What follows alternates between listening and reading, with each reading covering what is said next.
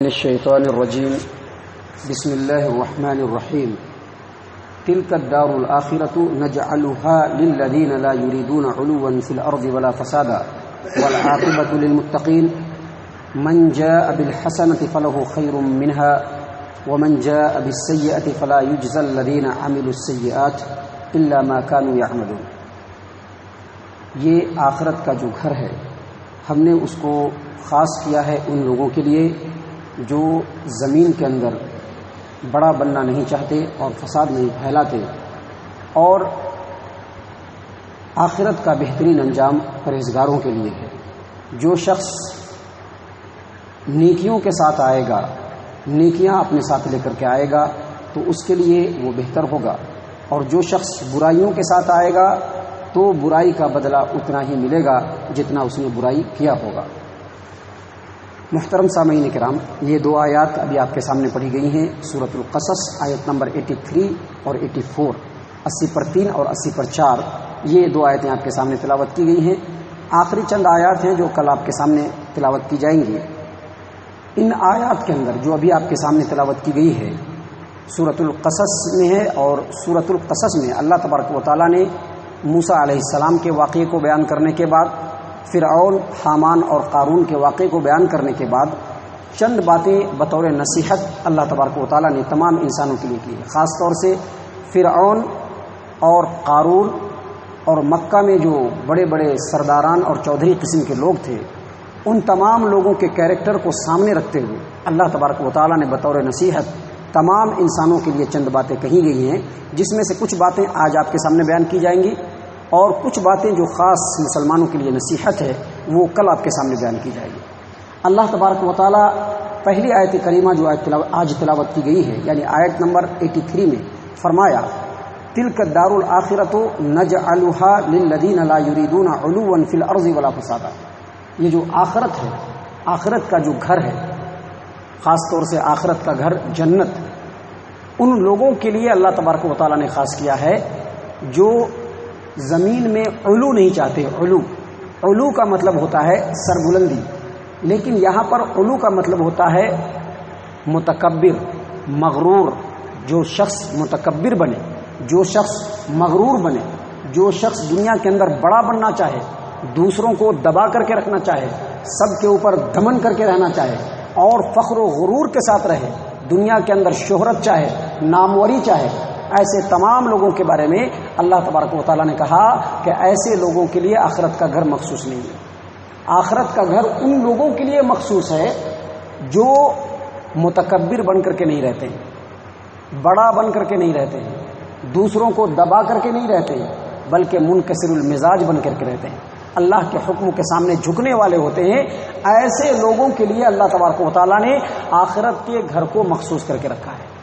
صحیح مسلم کتاب الجنت و صفت نعیمہا، حدیث نمبر 2865، عیاض بن حمار جو بنو مشاجے کے قبیلے کے رہنے والے عیاض بن حمار روایت کرتے ہیں کہ میں نے نبی صلی اللہ علیہ وسلم کو خطبہ دیتے ہوئے سنا، وہ فرما رہے تھے، ان اللہ اوحا الیہ، اللہ نے ہماری طرف وحی کی ہے کہ ہم تواضع اختیار کریں۔ ان اللہ اوحا الیہ ان تواضعوا، اللہ نے ہمیں یہ حکم دیا ہے کہ ہم تواضع اختیار کریں۔ کیا تواضع؟ منکسر المزاج۔ ہمارے ہاں ان سب چیزوں کی بڑی بہتات ہے۔ قرآن کریم نے انسان کے بالکل نیچر کو سامنے رکھ کر کے بات کیا ہے۔ ہمارے ہاں یہ سب چیزیں پائی جاتی ہیں، تھوڑا دولت آ جانے کے بعد، تھوڑا رتبہ مل جانے کے بعد، تھوڑا پوسٹ اور عہدہ مل جانے کے بعد انسان کے اندر تھوڑا اس طرح کی باتیں آ جاتی ہیں۔ آپ نے سنا ہوگا وہ شعر بھی بالکل انسان کے عین فطرت کے مطابق ہے کہ خدا جب حسن دیتا ہے نزاکت آ ہی جاتی ہے۔ جب دولتیں ملتی ہیں، ثروتیں ملتی ہیں، اللہ کی طرف سے رزق کا بہتات ملتا ہے، پوسٹ ملتا ہے، بڑے بڑے عہدے ملتے ہیں، تو تھوڑی اس طرح کی باتیں آتی ہیں۔ حالانکہ اگر دولت کی بات کی جائے، پوسٹ اور عہدے کی بات کی جائے، شہرت اور ناموری کی بات کی جائے، تو محمد صلی اللہ علیہ وسلم سے بڑھ کر کے کسی کو کچھ نہیں ملا ہے۔ محمد صلی اللہ علیہ وسلم کبھی بھی ہاتھ میں کچھ نہیں رہا، لیکن اگر کوئی مانگنے آیا تو جتنا نبی نے دیا قیامت تک کو نہیں دے سکے گا۔ ہاتھ میں کبھی کچھ نہیں رہا، لیکن اگر کوئی مانگنے آ گیا نبی کے دروازے پر تو جتنا نبی نے دیا اتنا کسی نے نہیں دیا. یہ بات تو کوئی بھی انکار نہیں کر سکتا ہے اس بات کا. کچھ نہیں تھا پھر بھی سب کچھ تھا. اللہ نے کہہ دیا تھا کہ آپ اگر کہہ دیجئے تو احد پہاڑ کو آپ کے لیے سونا بنا دیا جائے. آپ اگر کہہ دیجئے تو یہ جو بازو کا احد پہاڑ ہے یہ آپ کے لیے سونا بنا دیا جائے. آپ کہہ دیجئے تو قیامت تک کی زندگی آپ کو بخش دی جائے. لیکن نبی صلی اللہ علیہ وسلم نے کسی چیز کو نہیں دیا. اور نبی صلی اللہ علیہ وسلم کو اللہ نے وحی کیا. جب نبی کو رب نے وحی کیا تو پھر ہم لوگوں کے لیے یہ بات بدرجہ اولا ہے. اللہ کے رسول صلی اللہ علیہ وسلم نے فرمایا ان اللہ اوحى الی ان تواضعوا. اللہ نے ہماری طرف وحی کی ہے کہ تم تواضع اختیار کرو, انکساری اختیار کرو, جھکا کر کے رکھو. کیوں؟ کیونکہ اسی کے اندر بھلائی ہے. آخرت کا گھر اسی کے اندر مخصوص ہے. اللہ نے ہماری طرف وحی کی کہ اس قدر اپنے آپ کو جھکا لو کہ کوئی کسی کے اوپر فخر نہ کرے, کوئی کسی کے اوپر فخر نہ کرے. علی رضی اللہ عنہ کہتے ہیں کہ اگر کوئی آدمی یہ سوچنے لگے کہ میرے جوتے کا جو تسمہ ہے جس سے جوتا باندھا جاتا ہے اگر دوسرے کے جوتے سے میرا تسمہ اچھا ہے تو سمجھ لیں کہ یہ بھی غرور ہے. یہ جو غرور ہے یہ بالکل چونٹی کی چال کی طرح سے انسان کے جو ہے دل میں گھستا ہے اور انسان کے نامہ اعمال کو بالکل برباد کر کے رکھ دیتا ہے. اللہ تبارک و تعالیٰ نے اسی بات کی طرف اشارہ کیا اور قارون اور فرعون کے کیریکٹر کو, مکہ کے جو بڑے بڑے چودھری تھے ان کے کیریکٹر کو سامنے رکھتے ہوئے نصیحت کیا کہ تلک الدار الآخرۃ نجعلها للذین لا یریدون علوا فی الارض ولا فسادا. ہم نے اس آخرت کے گھر کو مخصوص کیا ہے ان لوگوں کے لیے جو زمین کے اندر شہرت نہیں چاہتے, ناموری نہیں چاہتے, متکبر اور مغرور بن کر کے رہنا نہیں چاہتے بلکہ انتہائی متواضع بن کر کے رہنا چاہتے ہیں. اللہ تبارک و تعالیٰ کے حکموں کے آگے جھک کر کے رہنے والے چاہتے ہیں. ایسے لوگوں کے لیے ہم نے آخرت کے گھر کو مخصوص کیا ہے. اور ان لوگوں کو بھی ہم آخرت کا گھر نہیں دیں گے جو زمین کے اندر فساد پھیلاتے ہیں. تلک الدار الآخرۃ نجعلها للذین لا یریدون علوا فی الارض ولا فسادا. جو فساد پیدا کرنا چاہتے ہیں ان کے لیے بھی آخرت کا گھر مخصوص نہیں. فساد جو ہے آپ جانتے ہیں کہ فساد جو عام طور پر ہوتا ہے وہ لوٹ مار کے لیے, چوری کے لیے, ڈاکہ زنی کے لیے, کوئی کسی کے مال کو ہڑپ لے اس کے لیے فساد کا لفظ استعمال ہوتا ہے, غصب کر لے کسی کا مال اس کے لیے فساد کا لفظ استعمال ہوتا ہے. لیکن شریعت اسلامیہ کے اندر فساد کا جو معنی ہے وہ بہت عام ہے.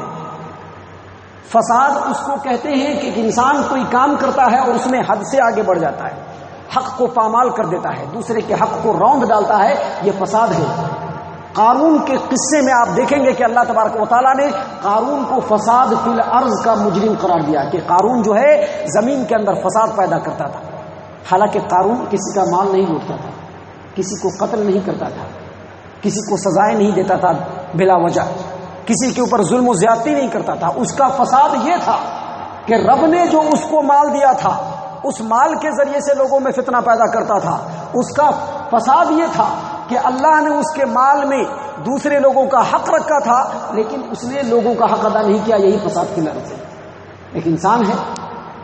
فار ایگزامپل جیسا کہ مفسرین نے اپنی تفسیر کی کتابوں کے اندر لکھا ہے کہ ایک ایگزامپل ہے کہ ایک انسان مال بیچتا ہے.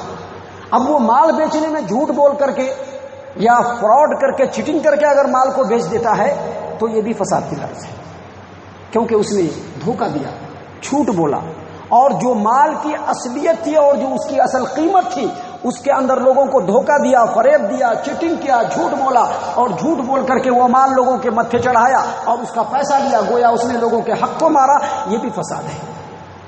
ایک انسان ہے جو معاشرے کے اندر غیبت کرتا پھرتا ہے, چغلخوریاں کرتا پھرتا ہے, فتنہ و فساد پھیلایا کرتا ہے, لوگوں کے اوپر بہتان باندھا کرتا ہے, یہ بھی فساد ہے. دوسرے لفظوں میں انسان کا جو معاشرتی نظام ہے اس کے اندر بگاڑ پیدا کرنے والا دراصل یہ فسادی ہے. اور اس کو اور اچھی طریقے سے یہ سمجھیے کہ اللہ کے حکم کو پیٹھ کے پیچھے ڈالتے ہوئے, اللہ کے حکم سے تجاوز کرتے ہوئے جو بھی اس دنیا کے اندر عمل کو انجام دینے کی کوشش کرے گا وہ فساد فی الارض ہے. اللہ نے اسی بات کو یہاں پر کہا کہ تلک الدار الآخرۃ نجعلها للذین لا یریدون علوا فی الارض ولا فسادا.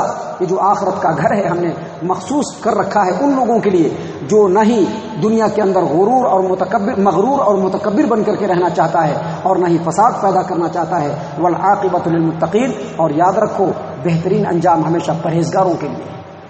تقوی اختیار کرنے والوں کے لیے. اور تقوی جو ہے وہ ظاہر میں بھی نظر آنا، باطن میں بھی ہونا. تقوی صرف ظاہری اعتبار سے بھی نہیں ہوگا، کیونکہ تقوی جو ہے وہ ڈائریکٹ دل سے رکھتا ہے تعلق، اور تقوی کس کے پاس کتنا ہے وہ رب العالمین خوب جانتا ہے. اس لیے محمد صلی اللہ علیہ وسلم نے واضح طور پر کہا کہ اتق اللہ حیثما کنت، جہاں بھی رہو تقوی اختیار کرو. لوگوں کے بیچ میں رہو تو بھی تقوی اختیار کرو، اور لوگوں سے الگ رہو تو بھی تقوی اختیار کرو. گھر کے اندر بیٹھے ہو پھر بھی تقوی اختیار کرو، کمرے کے اندر بند ہو پھر بھی تقوی اختیار کرو، تمام لوگوں کی نظروں سے اوجھل ہو پھر بھی تقوی اختیار کرو، اور جب لوگوں کے درمیان ہو پھر بھی تقوی اختیار کرو. تقوی کہتے ہی ہے کہ ظاہری اعتبار سے بھی متقی انسان نظر آئے اور باطنی اعتبار سے بھی متقی ہو، اور ایسے ہی لوگوں کے لیے آخرت کا بہترین انجام ہے. اس کے بعد اللہ تبارک و تعالیٰ نے آخر میں ایک اصول بتایا، فرمایا من جاء بالحسنۃ فلہ خیر منہا ومن جاء بالسیئۃ فلا یجزى الذین عملوا السیئات الا ما كانوا يعملون. جو شخص رب العالمین کے بارگاہ میں نیکی لے کر کے آئے گا وہ اس کے لیے بہت بہتر ہے، بہت بہتر ہے. جو شخص رب العالمین کے بارگاہ میں نیکیاں لے کر کے آئے گا وہ اس کے لیے بہت بہتر ہے. اور جو شخص رب العالمین کے بارگاہ میں برائی لے کر کے آئے گا تو برائی کا بدلہ اس کو اتنا ہی ملے گا جتنا اس نے برائی کیا ہوگا. یہاں پر سب سے پہلے اصول یہ سمجھ میں آیا کہ اگر کوئی شخص نیکی لے کر کے رب کے بارگاہ میں جائے گا تو نیکی کا بدلہ اللہ تبارک و تعالیٰ اپنی مرضی کے مطابق نیکی سے بڑھا کر کے دے گا. 10 گنا بھی دے سکتا ہے، 700 گنا تک دے سکتا ہے. یہ اللہ تبارک و تعالیٰ کا فضل ہوگا. جیسی جس کی نیت ہوگی، جس انداز میں اس نے نیکی کو انجام دیا ہوگا، اللہ رب العالمین اسی طرح سے اس کو بڑھا کر کے نیکی دے گا. لیکن اگر کوئی برائی لے کر کے آئے گا تو اللہ تبارک و تعالیٰ برائی کا بدلہ اتنا ہی دے گا جتنا اس نے برائی کیا ہوگا. اور دوسری بات یہ بھی سمجھ میں آتی ہے کہ نیکی کا بدلہ تو ہر حال میں ملے گا، کیونکہ رب نے وعدہ کیا کہ فَهُوَ خَيْرٌ مِّنْهَا، جو نیکی لے کر کے آئے گا اس کو نیکی کا بدلہ اس سے بہت بہتر ملے گا. فَلَا يُجْزَى الَّذِينَ عَمِلُوا السَّيِّئَاتِ إِلَّا مَا كَانُوا يَعْمَلُونَ. اور جو برائی لے کر کے آئے گا برائی کا بدلہ اتنا ہی ملے گا جتنا اس نے برائی کیا ہوگا. یعنی یہ کہ برائی کا بدلہ مل بھی سکتا ہے، اور اگر رب العالمین کی چاہت ہو جائے، رب العالمین کا فضل ہو جائے تو اس برائی کو رب العالمین معاف بھی کر سکتا ہے. لیکن یہ یاد رکھا جائے کہ رب العالمین جہاں غفور الرحیم ہے وہی اللہ تبارک و تعالیٰ شدید العقاب بھی ہے. اللہ تبارک و تعالیٰ سخت پکڑ کرنے والا بھی ہے. اللہ نے قرآن کریم کے اندر سورۃ النمل کے اندر آیت نمبر 90 کے اندر 90 کے اندر فرمایا من جاء بالسیئۃ فکبت وجوہہم فی النار. جو برائی لے کر کے آئے گا اس کو اوندھے منہ جہنم کے اندر ڈالیں گے. تو گویا اس کا مطلب یہ نہیں کہ انسان برائی کے اوپر آمادہ ہو جائے کہ اللہ برائی معاف کر دے گا. نہیں، اگر کوئی آدمی جری ہو کر کے برائی کرتا ہے اللہ ایسے شخص کے لیے شدید العقاب ہے، سخت عذاب دینے والا ہے. لہذا انسان کو چاہیے کہ ہمیشہ نیکی کی طرف رغبت کرے، اپنے آپ کو منکسر المزاج بنائے، ہمیشہ جھک کر کے رہے. یاد رکھیے جھکنے والا شخص بالکل اس پیڑ کی طرح سے ہے جس کے اوپر پھل ہوتا ہے. جس پیڑ کے اوپر پھل ہوتا ہے اس کی ٹہنیاں کیسے جھک جاتی ہیں، بالکل ویسے ہی جھکنے والا انسان ہوتا ہے. جو عالی ظرف ہوتے ہیں ہمیشہ جھک کے ملتے ہیں. سراہی سر نگوں ہو کر بھرا کرتا ہے پیمانہ. سراہی کب پانی بھرے گا کسی گلاس کے اندر؟ جب وہ جھکے گا تب. اکڑ کر کے سراہی کبھی بھی کسی کو پانی نہیں دے سکتا ہے، کبھی بھی کسی کی پیاس نہیں بجھا سکتا ہے. محترم سامعین کرام، یہ آیات ہیں جو ہمارے لیے خالص نصیحت ہے اللہ تبارک و تعالیٰ کی طرف سے.